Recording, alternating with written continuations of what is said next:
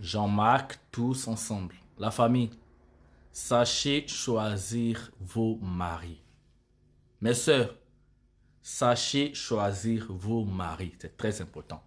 Là, le monsieur qui est là, c'est le monsieur qui était en couple avec la dame qui faisait nounou. Voilà. Et qui, malheureusement, est passé au mauvais endroit, a été victime d'un accident causé par Mollard. Et là, ils sont allés voir ce monsieur-là. Écoutez bien ses propos. Déjà qu'il est aux cheveux de Mollard, apparemment. C'est lui qui a été de consoler Mollard. C'est lui qui est devenu aide-soignant, hein, le vigile de l'hôpital où se trouve Mollard. Maintenant, ils sont battus de voir. Écoutez ce qu'il dit. Voilà. Je me demandé si elle venait directement à la maison. Elle m'a dit non. J'étais un peu souffrant, donc j'étais ici jusqu'à 15h. 15h, je vois un numéro 07 qui m'appelle. Elle me dit non, vous connaissez Élise? Elle dit oui. Elle dit ah, elle a eu un accident, vous pouvez venir.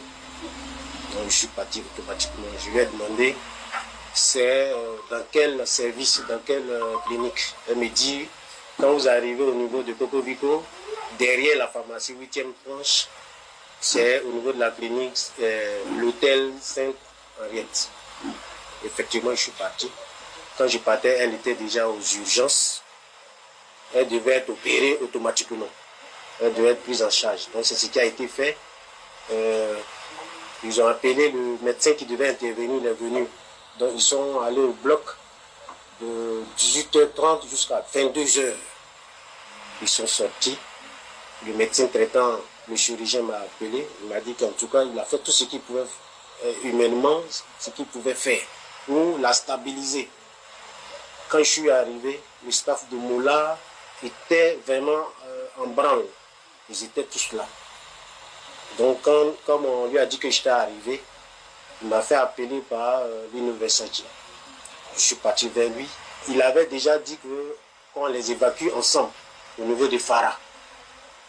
Mais ma femme était tellement touchée, elle avait des saignements internes.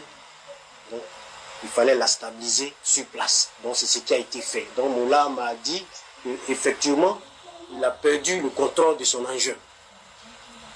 Il a tout fait. Mais, vraiment, ça n'a pas marché. Il a pris vraiment qu'il allait tout faire, tout ce qui est humainement possible pour qu'elle puisse retrouver la santé.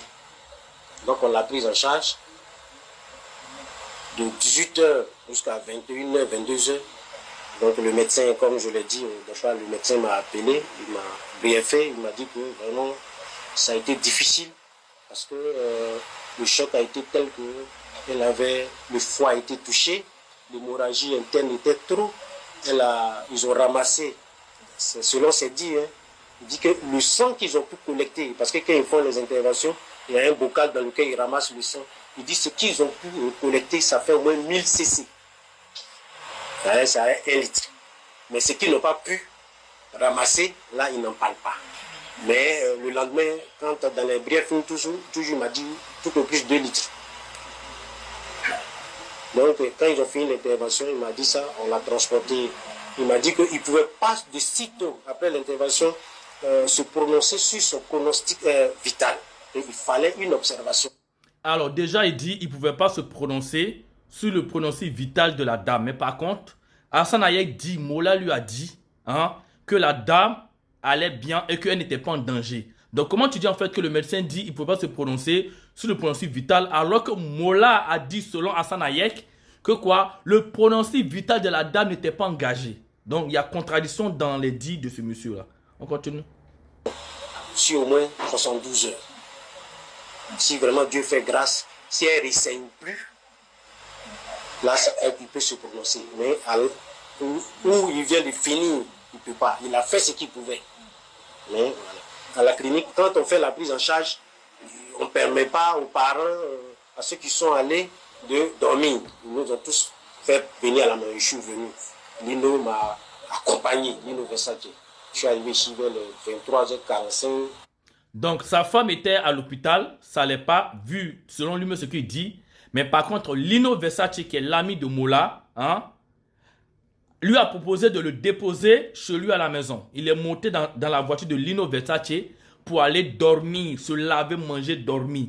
C'est le lendemain qu'il est reparti à l'hôpital. Pendant que ta femme est en train de mourir, pendant que ta femme est en train de dire, pendant que ta femme est dans un état critique, tu as la force et le courage de rentrer chez toi à la maison pour aller te laver, manger et dormir.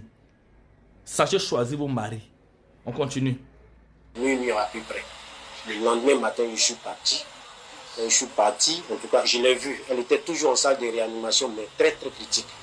Donc, la femme qui a fait la garde... Très, très critique en salle de réanimation. Mais ça ne t'a pas empêché de partir, de rentrer à la maison, hein, pour aller manger, dormir, ronfler, pour pouvoir revenir encore le lendemain.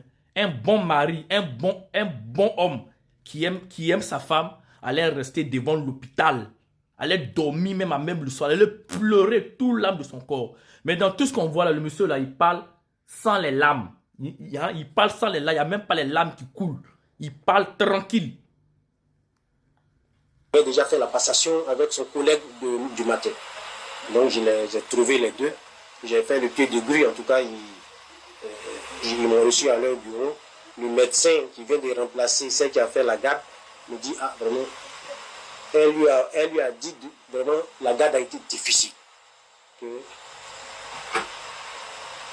la garde a été très pénible parce que l'état de santé de ma femme était compliqué. Il fallait tout le temps repartir vers elle, la revoir. Elle n'allait pas, en gros, elle n'allait pas bien. Donc quand le gars, celui qui est venu faire la passation avec lui, qui prend la relève de 6 heures jusqu'à toute ma journée, on m'a ouvert le dossier médical du matin. C'est au moins 7 poches de sang qu'ils ont essayé d'injecter. Parce qu'ils me disaient en l'état actuel, ce qui est venu compliquer encore, elle n'arrivait plus à coaguler. Donc tout ce qu'on donnait comme poche de sang et comme ça, quel que soit alpha, c'est comme, il m'a donné un exemple, c'est comme on a percé un sachet, on met l'eau dedans. Donc j'ai compris dès lors que c'était complexe. C'était très complexe. Voulant être curieux, j'ai fait le pied de grue encore, on allait la voir. Là, j'ai pris le temps de la toucher. Parce que là-bas, c'est des baies vitrées. En urgence, c'est des baies vitrées. On ouvre le hublot, tu la vois, tu peux la toucher. Donc je l'ai touchée, en tout cas, elle était froide. Ça m'a inquiété. Elle était froide, ce qui veut dire qu'elle avait déjà déjà. Voilà, elle avait déjà déjà. Tout ça là, c'est blablabla, blablabla, blablabla. Elle avait déjà déjà. Voilà. Aux environs de 9 heures, le directeur de la clinique me fait appeler au 5e étage avec sa patronne, parce que sa patronne était toujours avec moi.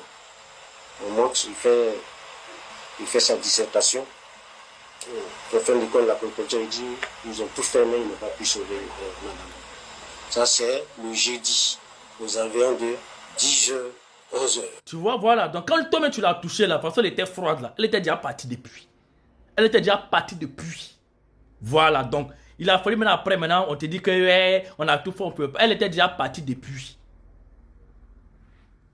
Ils m'ont demandé si je voulais la voir. J'ai dit oui. C'est là qu'ils ont fait le débranchement, tout ce qui avait comme appareil. Ils l'ont mis à ma disposition dans un couloir sur un filière. Je suis allé la voir. Maintenant, la suite, il fallait faire l'enlèvement du corps. Et on l'a déposé. À la mort d'ici de Hongrie, ils avaient de 14h, 15h. Elle n'était pas. La famille.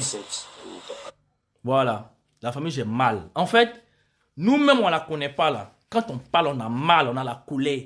Mais quand tu vois la vidéo de ce monsieur qui est là en train de parler, il est assis tranquillement en train de parler. Pas d'empathie, rien. Pas d'émotion, rien. Donc, est-ce que ce monsieur-là, il a réellement aimé sa femme même? Moi, j'aurais aimé voir un monsieur qui est en train de pleurer, crier dans tous les sens, se rouler par terre, hein, dormir devant l'hôpital, tout. Mais le monsieur tranquille là aussi, tranquille, on ne pas les peines, pas d'émotion. J'ai mal. Et sachez choisir vos maris. Arrêtez de dire que oui, je vais mettre en couple, je vais me marier, mais en fait, c'est... Tout ça, c'est la pauvreté qui pousse forcément une femme à aller se mettre avec un homme, bien un homme avec une femme. Sinon, quand il n'y a pas de pauvreté là, parfois même être seul là, est mieux. J'ai trop mal. J'ai trop mal. Il n'y a même pas de mots. Que justice soit rendue, que justice soit faite. C'est tout ce que nous on demande. Ça ne doit pas rester impuni. Ça fait trop mal. Ça fait trop mal.